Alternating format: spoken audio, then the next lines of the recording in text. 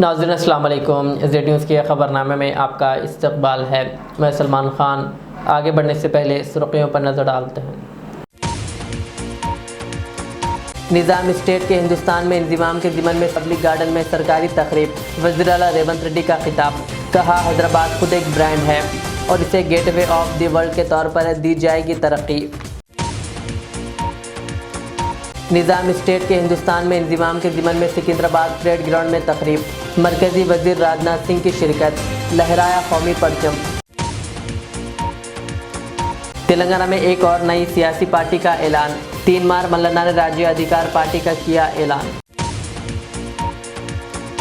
अगर तेलंगाना भारत में जम ना होता तो आज यह खित्ता पाकिस्तान, श्रीलंका या बांग्लादेश जैसी बदहाली का शिकार होता। परेड ग्राउंड में तकरीब से बंडी संजय का खिताब। तेलंगाना जागृति दफ्तर में यौम इंज़िमाम के मौके पर के कविता ने लहराया परचम और मुजाहिदे आज़ादी मोहम्मद ख्वाजा मोइनुद्दीन को एजाज़ से नवाजा। हैदराबाद में हैड्रा के मुलाजिमीन ने तनख्वाहों में 5,000 रुपये की कटौती के खिलाफ हैड्रा पुलिस स्टेशन के सामने दिया धरना। अब पेश है खबरों की तफसील। निज़ाम स्टेट के इंज़िमाम के मौके पर हैदराबाद के पब्लिक गार्डन में मुनक़िदा सरकारी तकरीब से खिताब करते हुए वज़ीर आला रेवंत रेड्डी ने कहा कि हैदराबाद खुद एक ब्रांड है और इसे गेटवे ऑफ द वर्ल्ड के तौर पर तरक्की दी जाएगी। उन्होंने ऐलान किया कि 2047 तक तेलंगाना को $3 ट्रिलियन की मईशत बनाया जाएगा। रेवंत रेड्डी ने कहा कि हैदराबाद के लिए गोदावरी का पानी लाया जाएगा और शहर को आलूदगी से पाक बनाने के इक़दाम किए जाएंगे। उन्होंने ऐलान किया कि मूसा नदी के किनारे बसने वाले गरीब आवाम को बेहतर तर्ज ज़िंदगी और रोज़गार के मौक़े फ़राहम किए जाएंगे, जबकि नदी को सयाहती मरकज़ में तब्दील किया जाएगा। वज़ीर आला ने बताया कि 9 दिसंबर से बड़े तरक्याती मनसूबे शुरू होंगे, जिनमें मेट्रो की तोसी का काम भी शामिल है। उन्होंने कहा कि नौजवानों को तबाह करने वाली मंशियात के ख़ात्मे के लिए मुहिम चलाई जा रही है और पुलिस ने इस मैदान में अपनी सलाहियत पहले ही साबित की है। रेवंत रेड्डी ने मज़ीद कहा कि तेलंगाना राइजिंग 2047 विज़न डॉक्यूमेंट अवाम के सामने पेश किया जाएगा और 30,000 एकड़ पर फ्यूचर सिटी कायम किया जाएगा, जो रियासत की मईशत में नई जान डालेगा। बता दें कि इस दिन को बीजेपी यौम आज़ादी, कांग्रेस ने यौम हुक्मरानी और BRS ने कौमी एकजहती के दिन के तौर पर मनाया। మూసీ నది పరివాహక ప్రాంతం ప్రపంచానికి ఆదర్శంగా నిలబడే విధంగా ఈనాడు ప్రభుత్వం ప్రణాళికలు రచిస్తుంది. తొందరలోనే ఈ ప్రణాళికలను కార్యక్రమాలను ప్రారంభించుకుంటాం. డిసెంబర్ 9, 2025 లోపల ఈ ప్రణాళిక కార్యక్రమాలను ప్రారంభించుకుంటామని తెలియజేయడానికి నేను సంతోషపడుతున్నాను. అదే విధంగా ORR పై తలపెట్టిన గేట్వే ఆఫ్ హైదరాబాద్ గొప్ప స్వాగత తోరణంగా నిలుస్తుంది. 24,000 కోట్ల రూపాయల అంచనాతో మెట్రో 2వ దశ విస్తరణ ప్రాజెక్టును చేపట్టబోతున్నాం. ఇప్పటికే 69 కిలోమీటర్లు ఉన్న మెట్రో మార్గానికి అదనంగా 2వ దశలో 77 కిలోమీటర్ల మేర మెట్రో రైలును నిర్మించాలనే ప్రయత్నాలు చేస్తున్నాం. తొందరలోనే మెట్రో విస్తరణ పనులను కూడా ప్రారంభించుకుంటామని తెలియజేస్తున్నాను. అదేవిధంగా మిత్రులారా, తెలంగాణ ప్రాంతం పోరాటాలకు వేదిక, తెలంగాణ ప్రాంతం త్యాగాలకు వేదిక, తెలంగాణ ప్రాంతం అమరవీరులకు ఒక ప్రతీక.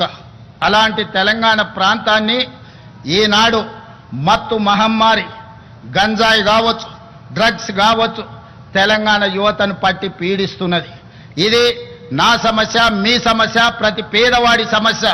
ధనవంతులు, శ్రీమంతులు లేదా విలాసవంతమైన జీవితం గడుపుతున్న వాళ్ళే ఈ గంజాయి డ్రగ్స్ బారిన పడడం లేదు. ఈనాడు జరుగుతున్న కేసులు, వస్తున్న సమాచారం, మధ్యతరగతికి సంబంధించిన యువత కూడా పెడధోరణిలో పోతున్నారు. పట్టణానికే పరిమితంగా, నగరానికే పరిమితం కాలే, పట్టణాలు, గ్రామీణ ప్రాంతాలలో కూడా ఈనాడు గంజాయి మూలాలు కనిపిస్తున్నాయి. ఎక్కడ చూసినా కేసులు జరుగుతున్నాయి. ఈ కేసుల వెనకాల చూస్తే గంజాయి ప్రభావమో, డ్రగ్స్ ప్రభావమో అధికంగా కనిపిస్తుంది. అందుకే మిత్రులారా, ఈనాడు మీ అందరి సహకారాన్ని నేను కోరుకుంటున్నా. ప్రజలు ఇందులో సంపూర్ణంగా ఈ ప్రభుత్వంతో కలిసి రావాలి. కొంతమందికి ఇష్టం లేకపోవచ్చు, కొంతమందికి మా ప్రయత్నం నచ్చకపోవచ్చు, కానీ ప్రజల నుంచి నేను ఆశిస్తున్నా మీరందరూ అండగా నిలబడాలి. అందుకే గతంలో జరిగిన పరిణామాలు మీకు తెలుసు. డ్రగ్స్కు సంబంధించి Hyderabad gateway of Hyderabad for development అనుకుంటా డ్రగ్స్ కి గేట్వేగా కొంతమంది మార్చుకోవడం జరిగింది. అందుకే ఈనాడు ఈ డ్రగ్స్ ను నియంత్రించడానికి ఈగల్ ఫోర్స్ ను తీసుకొచ్చినాం. ఎక్కడైనా మీకు అందరికీ తెలుసు, గద్ద ఆకాశంలో ఎన్ని వందల మీటర్ల పైన ఎగిరినా తన టార్గెట్ ను నిశితంగా గమనించి పక్కాగా గద్ద తను చేయాల్సిన పని చేస్తుంది. అందుకే ఈరోజు తెలంగాణ రాష్ట్రంలో ఈ గంజాయిని డ్రగ్స్ ను నిర్మూలించడానికి ఈగల్ ఫోర్స్ ను తీసుకొచ్చినాం.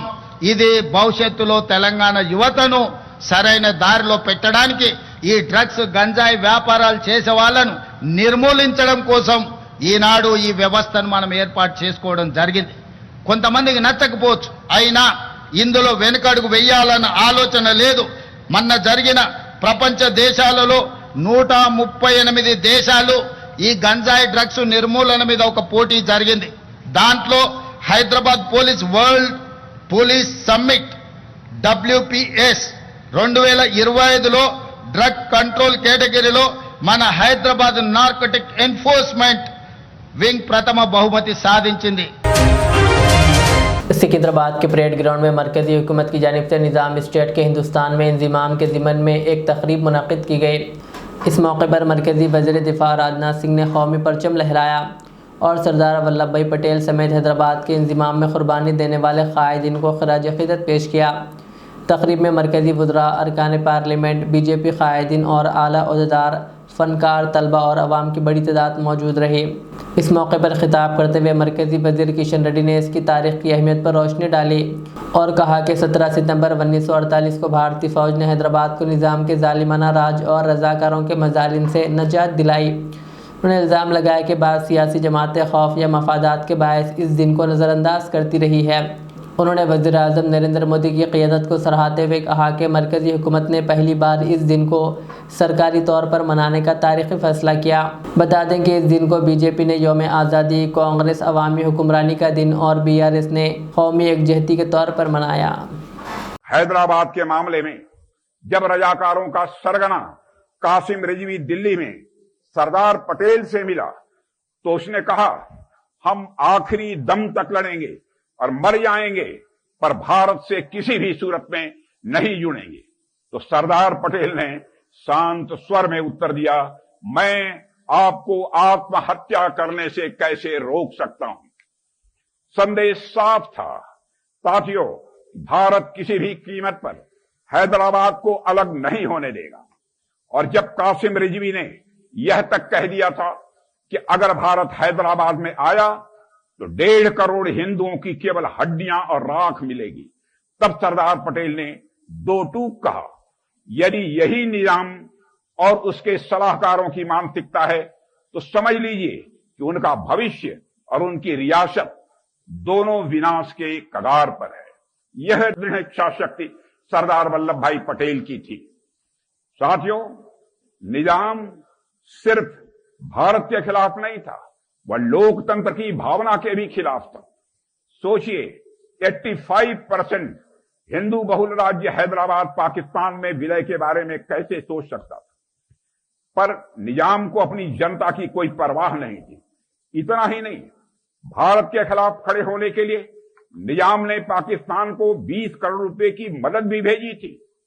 लेकिन हमारे सरदार वल्लभ भाई पटेल ने घमंडी निजाम, उसके कुटिल सलाहकारों और उसकी खूनी रजाकार सेना को घुटनों पर लाकर खड़ा कर दिया था। हार के बाद निजाम को भारत में विलय करना पड़ा, रजाकारों से उन्हें नाता तोड़ना पड़ा, संयुक्त राष्ट्र संघ में की गई शिकायत उन्हें वापस लेनी पड़ी और लोकतांत्रिक व्यवस्था अंततः उन्हें स्वीकार करनी पड़ी थी। काश उसने यह सब कुछ महीने पहले कर लिया होता तो उसे हैदराबाद के हिंदुओं की सद्भावना और भारत के मुसलमानों की कृतज्ञता दोनों निश्चित रूप से प्राप्त होती। साथियों, निजाम खुद को हिज एग्जॉल्टेड हाइनेस कहलवाना पसंद करता था। जब ऑपरेशन पोलो के बाद पटेल पहली बार हैदराबाद पहुंचे तो मुस्कुराकर अपने सहयोगी से उन्होंने कहा था, So his exhausted highness is here. So his exhausted highness is here, यानी जो अपने को महान मानता था, सरदार पटेल की निर्णायक कार्यवाही के बाद थक कर, टूट कर और हार मानकर खड़ा था सामने। उस दौर की एक तस्वीर आज भी इतिहास के पन्नों में दर्ज है। हैदराबाद एयरपोर्ट पर हाथ जोड़कर सरदार वल्लभ भाई पटेल का स्वागत करता हुआ निजाम, और निजाम फोल्डेड हैंड के साथ पटेल का स्वागत करने आया, तो सरदार ने भारतीय परंपरा के अनुरूप उसे नमस्ते कहकर उसका जवाब दिया था। साथियों, यही था पटेल का व्यक्तित्व, लोहे जैसी दृढ़ता और जीत के बाद भी उदारता। यह उनके व्यक्तित्व की एक बहुत बड़ी विशेषता थी। तेलंगाना में नई सियासी जमात का आगाज। एमएलसी 3 मार मल्लाना ने आज ताज कृष्णा होटल में नई सियासी जमात तेलंगाना राज्य अधिकार पार्टी के क़याम का ऐलान किया।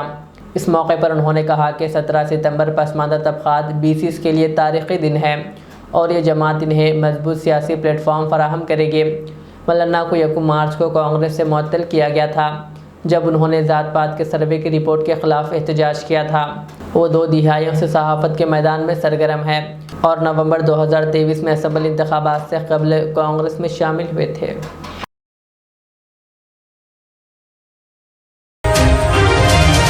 निज़ाम स्टेट के हिंदुस्तान में इंज़िमाम की मुनासिबत से परेड ग्राउंड में एक तकरीब से खिताब करते हुए मरकज़ी ममलिकती वज़ीर बंडी संजय कुमार ने कहा कि अगर तेलंगाना भारत में जम ना होता तो आज ये खिता पाकिस्तान, श्रीलंका, बांग्लादेश जैसी बदहाली का शिकार होता।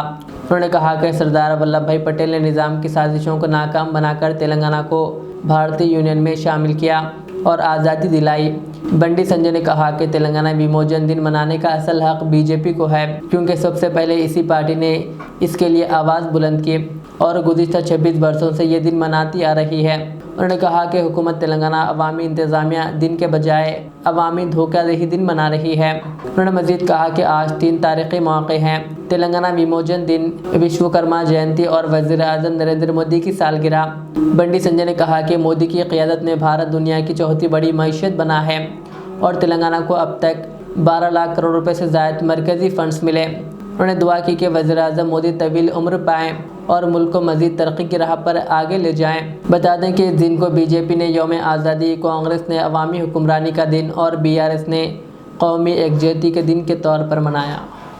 మనందరికీ తెలుసు దేశానికి స్వాతంత్ర్యం 15th ఆగస్ట్ 1947 లో వస్తే 399 రోజుల తర్వాత తెలంగాణ రాష్ట్రానికి స్వాతంత్ర్యం వచ్చిన విషయం మనందరికీ తెలిసిన విషయమే. జలియన్ వాలాబాగ్ ఘటనను ప్రపంచ వ్యాప్తంగా చూపెట్టిన చరిత్రకారులు ఇవాళ తెలంగాణ రాష్ట్రంలో అనేక జలియన్ వాలాబాగులు ఇలా గుండ్రాంరాపల్లి గాని, వీర బైరాన్పల్లి గాని, 1000 ఊడల మరి గాని, పర్కార్ సంఘటన గాని, ఇట్లా తెలంగాణ రాష్ట్రంలో ప్రతి గ్రామంలో నిజాం నిరంకుశ పాలనను భరించినటువంటి సందర్భం ఉంది. ఇవాళ ప్రతి గ్రామం కూడా నిజాం నిరంకుశ పాలనను ఎదిరించిన సందర్భం కూడా ఉన్నప్పుడు కూడా ఇవాళ జలియన్ వాలాబాగ్ను చరిత్ర చూపెట్టి ప్రపంచాన్ని చూపెట్టి తప్ప ఇవాళ తెలంగాణ చరిత్రను, తెలంగాణలో జరుగుతున్న అకృత్యాలను, ఈ వీర పోరాటాలను ప్రపంచానికి చూపించకపోవడం నిజంగా దారుణమైన విషయం. ఇవాళ ఈ సందర్భంగా ఈ పోరాటాలను ఎప్పుడు మర్చిపోవద్దు. ఈ పోరాటాలను భావితరాలకు చూపెట్టాలని చెప్పి ఇలా భారతీయ జనతా పార్టీ ప్రభుత్వం ఈ రోజు ముందుకు వచ్చిన విషయం గుర్తుంచుకోవాలి. ఆనాడు సర్దార్ వల్లభాయ్ పటేల్ ఈ తెలంగాణ రాష్ట్రానికి స్వాతంత్ర్యం రాకుంటే, తెలంగాణ రాష్ట్రాన్ని స్వతంత్ర రాజ్యాంగంగా ఉంటే భారత మాత కడుపులో క్యాన్సర్ గడ్డ ఉన్నట్టే భావించి ఇలా నిజాం మెడలు వంచి ఈ తెలంగాణ రాష్ట్రానికి విముక్తి కల్పించిన వీరుడు చూడు సర్దార్ వల్లభాయ్ పటేల్. తెలంగాణ సమాజం ఆలోచించాలి. ఆ రోజు తెలంగాణకు సర్దార్ పటేల్ విముక్తి కల్పించకుంటే ఇవాళ మన స్వతంత్ర రాజ్యాంగాన ఉంటే, ముస్లిం రాజ్యాంగాన ఉంటే, ఇవాళ పాకిస్తాన్ లో కలిస్తే ఇవాళ మనది మరో పాకిస్తాన్, మరో బంగ్లాదేశ్, మరో శ్రీలంక లెక్క ఆకలి చావులతో అల్ల కల్లోలమయ్యే పరిస్థితిని ఒక్కసారి తెలంగాణ సమాజం గుర్తించాలి. అందుకే సర్దార్ వల్లభాయ్ పటేల్ యొక్క ఈ త్యాగాన్ని గుర్తించి, వారి యొక్క వీరత్వాన్ని గుర్తించి, వారి ధైర్య సాహసాన్ని గుర్తించి ఈ తెలంగాణ రాష్ట్రంలో సర్దార్ పటేల్ యొక్క చరిత్రను తెలంగాణ సమాజానికి చూపెట్టడానికే ఇలా కేంద్రంలోని నరేంద్ర మోడీ గారి ప్రభుత్వం ముందుకు వస్తున్న విషయాన్ని మనం గుర్తుంచుకోవాల్సిన అవసరం ఉంది. తప్పకుండా ఈ తెలంగాణ రాష్ట్రంలో భారతీయ జనతా పార్టీ అధికారంలోకి వచ్చిన వెంటనే గల్లీ గల్లీలో, బస్తీ బస్తీలో, వాడ వాడలో ఇవాళ తెలంగాణ విమోచన దినోత్సవాన్ని 15th ఆగస్ట్ 26 జనవరి లాగా నిర్వహించడానికి సిద్ధంగా ఉందని ఈ సందర్భంగా తెలియజేస్తూ మీ అందరికీ తెలంగాణ విమోచన దినోత్సవ శుభాకాంక్షలు। बयात हज़रत मौलाना हमीदुद्दीन हुसामी आकिल रहमतुल्लाह अलैह रियाजुल उलूम व रियाज इस्लामिक स्कूल में सीरतुन नबी सल्लल्लाहु अलैहि वसल्लम के मौजू पर तकरीरी मुकाबला बराए तलबा और तालिबात 20 सितंबर 2025 को सुबह 9 बजे मुनक़िद किया जाएगा। ये प्रोग्राम मस्जिद अनवार मदीना अहाता रियाजुल उलूम मुस्तफ़ा नगर फलकनुमा हैदराबाद में मुनक़िद होगा। इस प्रोग्राम की सदारत मौलाना मोहम्मद सिद्दीक़ अहमद क़ादरी हुसामी बानी इदारा फरमाएंगे और मेहमान ख़ुसूसी जानशीन अल्लामा आकिल रहमतुल्लाह अलैह मौलाना हुसामुद्दीन सानी आकिल अलमारूफ जाफ़र पाशा अमीर मिल्लत इस्लामिया होंगे। इस मौके पर इनाम अव्वल दुवम सुवम के अलावा हिस्सा लेने वाले तलबा तालिबात में भी इनामात तक़सीम किए जाएंगे।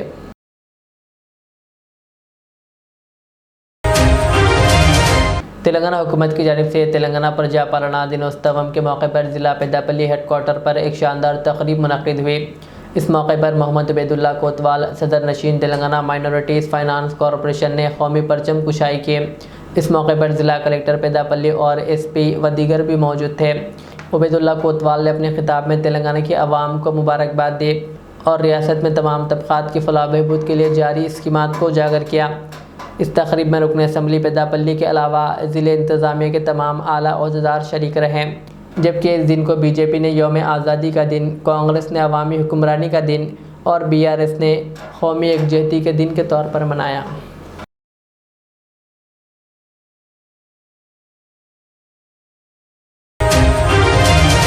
दफ्तर तेलंगाना जागृति बंजारा हिल्स में यौम इंज़िमाम के मौके पर के कविता ने कौमी परचम लहराया और मुजाहिद आज़ादी मोहम्मद ख्वाजा मोइनुद्दीन को एजाज़ से नवाजा।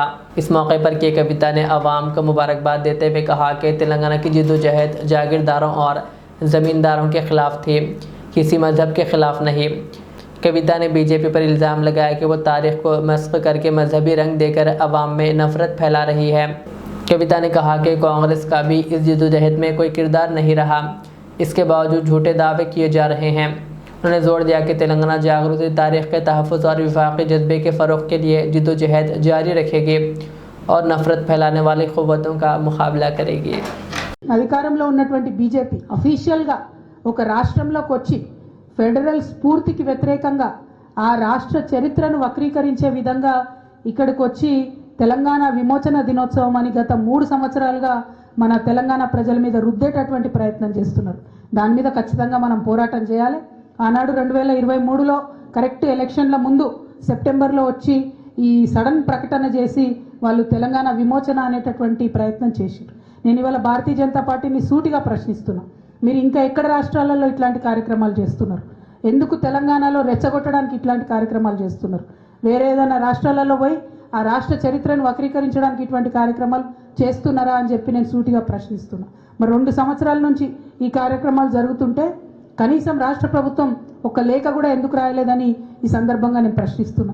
2023లో ఎప్పుడైతే బీజేపీ తెలంగాణ విమోచన దినోత్సవం అని చెప్పి కేంద్ర ప్రభుత్వం నుంచి చేస్తామని చెప్పి ఆనాడు కేసీఆర్ గారిని మన రాష్ట్ర ముఖ్యమంత్రిగా, మహారాష్ట్ర ముఖ్యమంత్రి గారిని, కర్ణాటక ముఖ్యమంత్రి గారిని అందరినీ కూడా ఆ కార్యక్రమానికి ఇన్వైట్ చేస్తే కేసీఆర్ గారు ప్రొటెస్ట్ చేసిండు, ఇది కరెక్ట్ కాదు, మా చరిత్రను వక్రీకరించొద్దు, నేను ఈ కార్యక్రమానికి రాను, మీరు ఇట్లాంటి కార్యక్రమాలు మా రాష్ట్రంలో చేయొద్దు, ఇది ఫెడరల్ స్ఫూర్తికి వ్యతిరేకమని కేసీఆర్ గారు ఆనాడు వెళ్ళలేదు। దానికి కౌంటర్గా ఆనాడు మన రాష్ట్ర ప్రభుత్వం, తెలంగాణ రాష్ట్ర ప్రభుత్వం భారతీయ సమైక్యతా దినోత్సవం నేషనల్ ఇంటిగ్రేషన్ డే లాగా సెప్టెంబర్ 17ను సెలబ్రేట్ చేయాలి। మన తెలంగాణ సంస్థానం హైదరాబాద్ స్టేట్ మొత్తం కూడా ఇండియన్ యూనియన్లో విలీనమవుతున్నటువంటి సందర్భాన్ని రాచరికం నుంచి ప్రజాస్వామ్యం వైపు మొనార్కీ టు డెమోక్రసీ ట్రాన్సిషన్గా చూసినంత తప్పితే అది రిలీజియస్ ఫైట్ కాదు అనే విషయాన్ని అందరం కూడా గమనించుకోవాలి। हैदराबाद में हैड्रा के मुलाजिमी ने तनख्वाहों में 5,000 रुपये की कटौती के खिलाफ हैड्रा पुलिस स्टेशन के सामने धरना दिया। एहतजाजी अमले का कहना है कि अचानक कटौती से उनकी ज़िंदगी में मुश्किल पड़ गई है। मुजाहिरीन ने जियो में तरमीम और तनख्वाहों की बहाली का मुतालबा किया। धरने के दौरान हालात कशीदा हो गए और पुलिस की भारी फोर्स तैनात की गई। मुलाजिमी ने इंतबा दिया कि अगर इंसाफ ना हुआ तो वो ड्यूटी पर वापस नहीं आएंगे। इस एहतजाज के सबब हैड्रा की इमरजेंसी खिदमात मुतासर हो गई, जिससे अवाम में तशवीश की लहर पैदा हो गई।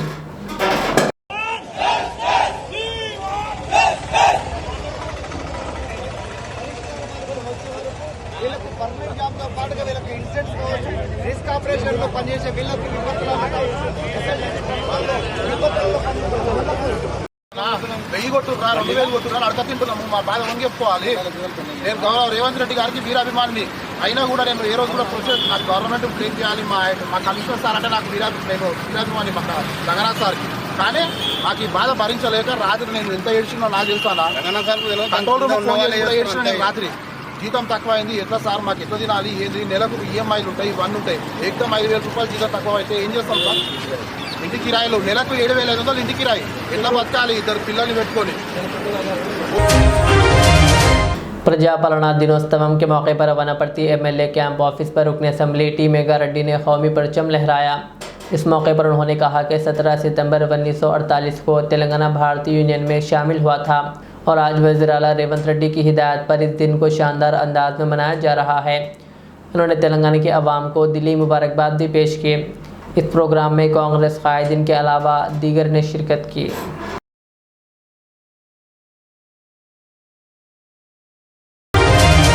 हैदराबाद के मज़ाफ़ाती इलाके पीरज़ादागुड़े में म्यूनसिपल कॉरपोरेशन के survey number 199 weaker section colony में रेवेन्यू के अहदेदारों ने गैर क़ानूनी तामीरात के नाम पर गरीब आवाम के मकानात मुनहदिम करने की कार्रवाई की, जिससे इलाके में कशीदगी फैल गई।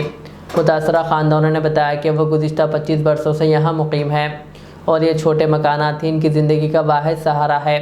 अहले खाना ने इल्ज़ाम लगाया कि मुकामी कांग्रेस कायदीन ने इनसे रिश्वत तलब की और रकम ना देने पर झूठी शिकायत दर्ज कराकर इनके घरों को बुलडोज़र से गिराने की कोशिश की। इस दौरान एक नौजवान ने एहतजाजन पेट्रोल छिड़क कर ख़ुदकुशी की भी कोशिश की। मुतासरी ने कहा कि हुकूमत और मुकामी कायदीन सिर्फ गरीबों पर ही ताकत आजमा रहे हैं। उन्होंने आला अहदेदारों से इंसाफ की अपील की।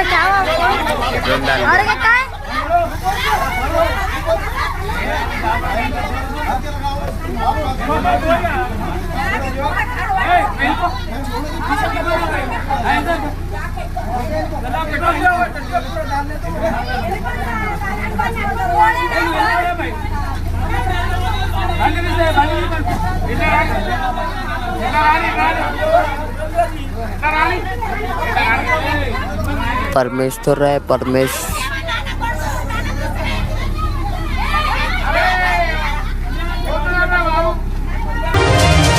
Government degree college for women Hussaini Alam के शोबे सियासियात ने सोशल रिफॉर्म सोसाइटी के ताउन से कम्युनिटी मैनेजमेंट जहेज़ और इसराफ पर मबनी शादियों के खात्मे की हिकमत अमली के उन्वान से रियासती सतह का मुज़ाकरा मुनक़्क़िद किया। इस प्रोग्राम की सदारत प्रिंसिपल प्रोफेसर अपिया चिन्नमा ने की। डॉक्टर अलीम खान फलकी मेहमान खुसूसी थे, जबकि प्रोफेसर शाहिद मुर्तज़ा और प्रोफेसर मोहम्मद अब्दुल समी सिद्दीकी ने भी शिरकत की। तकरीरी मुकाबले में 16 तालिबात ने जहेज़ के ख़िलाफ़ मौसर तकारीरें की और 3 तालिबात को नकदी इनामात दिए गए। कॉलेज और सोशल रिफॉर्म सोसाइटी के दरमियान मफाहमती यादाश्त पर दस्तखत भी किए गए ताकि समाजी इस्लाहात के लिए ताउन जारी रखा जा सके। प्रोग्राम का इख्तिताम इनामात की तकसीम और असनादात की फराहमी से हुआ।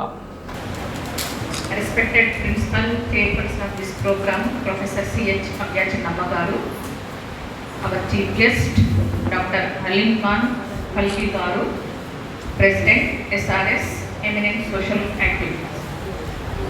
Distinguished guest, Dr. Shashida Murtaza garu, former Dean, Faculty of Social Science, Mano, Hyderabad. Guest of honor, Professor M.A. Sami Siddiqui garu, Mano, Hyderabad. And on the dais, guests, IPSC coordinator, all HODs and colleagues, all participants, and media members, and my dear students. A very good morning and warm welcome to you all. It is my proud privilege to welcome you to this one-day state level Colloquium on community engagement strategies for abolishing dowry and extravagant meetings.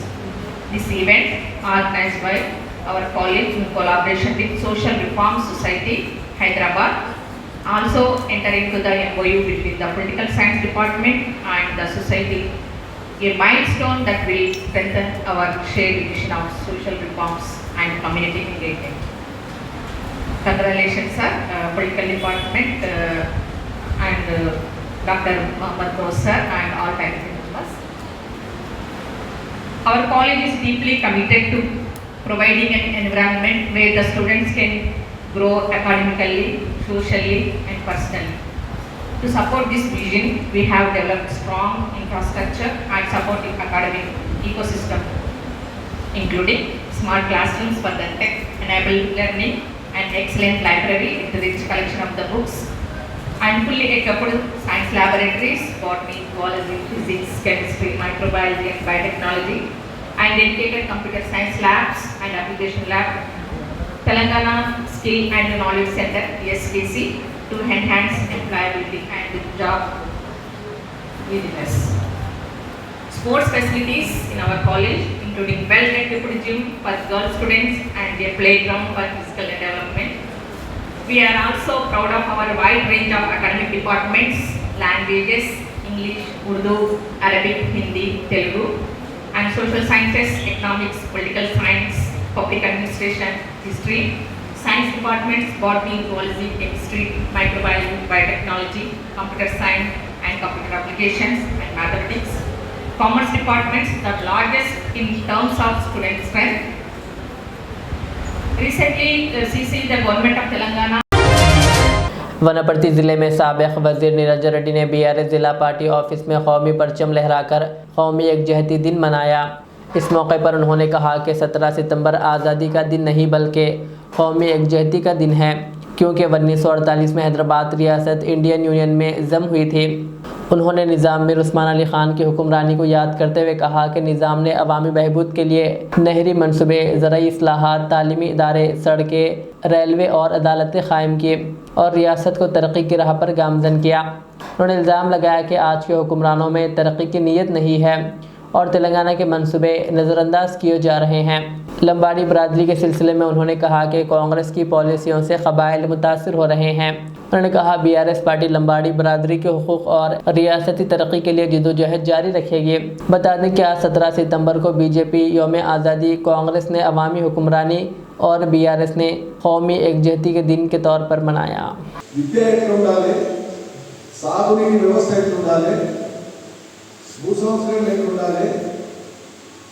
రైల్వేల నిర్మాణం ఉండాలి, road transport, రోడ్లన్నీ కూడా ఎట్లా link చేసేటువంటి నిజాము ప్రధానంగా మెయిన్గా రైలు మార్గం ఇక్కడ అందులో ఉంటే రైలు మార్గాలు ఏర్పాటు చేసి ఆ రైలు మార్గం నుంచి ఆ నియరెస్ట్ ఉండేటువంటి టౌన్కు రైల్వే స్టేషన్లు ఏర్పాటు చేసి, అంటే Madanapuram railway station Wanaparthy road అంటారు, అంటే ఆ రైల్వే స్టేషన్ పేరే వనపర్తి రోడ్ పెట్టి ఇక్కడ ఒక బస్ డిపో ఏర్పాటు చేసి 1932లో 1932లో వనపర్తిలో బస్ డిపో ఏర్పాటు అయింది. దాదాపు 90 ఏళ్ళ కింద వనపర్తిలో బస్ డిపోను నిజాం ఏర్పాటు చేసింది. ఆధునిక పాలకులు ఇది అట్లా సాగునీటి వ్యవస్థను అంతకుముందు అభివృద్ధి పరిచినటువంటి కాకతీయ రెడ్డి రాజుల కాలం, అంతకుముందు విష్ణుగుడిలు, శాతవాహనులు వీళ్ళందరూ వరుసగా చేసుకొచ్చినటువంటి దాన్ని ఈయన విస్తృతపరిచినారు. సాగునీటి వనరులను విస్తృతపరిచి చిన్న చిన్న చెరువులు కుట్టలే కాక మధ్యతర ప్రాజెక్టులు కూడా కట్టాలి. మధ్యతర ప్రాజెక్టులు అంటే ఉదాహరణకు కోయిట్ సాగరు లేదా ఉదకెట్టు వాళ్ళ మీద కట్టేటువంటి మన పాత రామన్పాడు, ఆధునీకరించిన రామన్పాడు కాక పూర్వపు రామన్పాడు. అదే తర్వాత ఇప్పుడు ఉండేటువంటి ఢిల్లీ, మన జిల్లాలో చెప్పుకుంటే ఇవి, ఉమ్మడి పాలమూరు జిల్లాలో చెప్పుకుంటే ఇవి. అట్లా ప్రతి జిల్లాలో, ప్రతి ఉమ్మడి జిల్లాలో కూడా నిజాము మీడియం ఇరిగేషన్ ప్రాజెక్ట్స్ కట్టింది. ఒక్కో ప్రాజెక్ట్ మీద 10,000, 15,000, 20,000, 30,000 ఎకరాల ఆయకట్టు పెట్టేటువంటి విధంగా వీటికి తోడుగా అదనంగా ఆయన ప్లాన్ చేసినటువంటిది నిజాం సాగర్ అనేటువంటిది మంజీరా నది మీద నిజామాబాద్ జిల్లాలో నిజాం సాగర్ ప్లాన్ చేసింది. అది ఎప్పుడు చేసిండు? 1923లో చేసింది. ఎప్పుడు అంటే ఇప్పటికీ 110 ఏళ్ళ కింద, దాదాపు 100 ఏళ్ళ పరీక్ష, 102 ఏళ్ళు, ఇప్పటికీ 102 ఏళ్ళ కింద ప్లాన్ చేసింది నిజాం సాగర్ ప్రాజెక్టును. మీ దాంట్లో నిజాం సాగర్ ప్రాజెక్టు చూసిన ముందే చేసేది 1 వెంకటేశ్వర 2 3 4 5 అంత 5 మీకు ఎప్పుడు టైం దొరికినా. जिले संगरेडी के जहीराबाद में आज सुबह गांधीनगर में रत्नम नामी शख्स पैदल जा रहे थे कि अचानक एक बंदर ने इन पर हमला करके इनके पाँव को जख्मी कर दिया।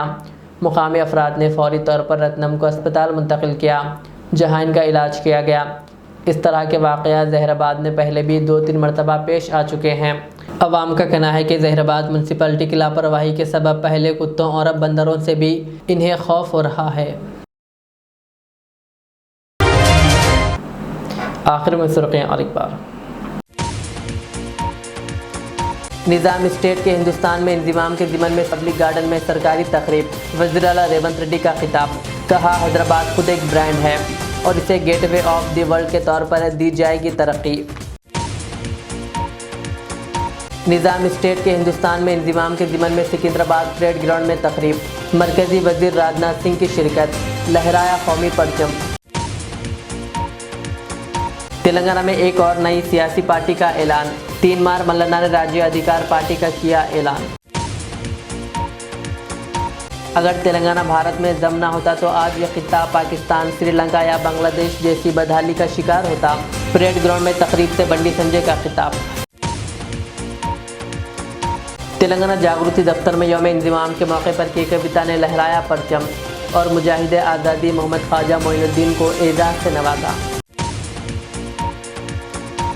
हैदराबाद में हैड्रा के मुलाजिमीन ने तनख्वाहों में 5,000 रुपये की कटौती के खिलाफ हैड्रा पुलिस स्टेशन के सामने दिया धरना।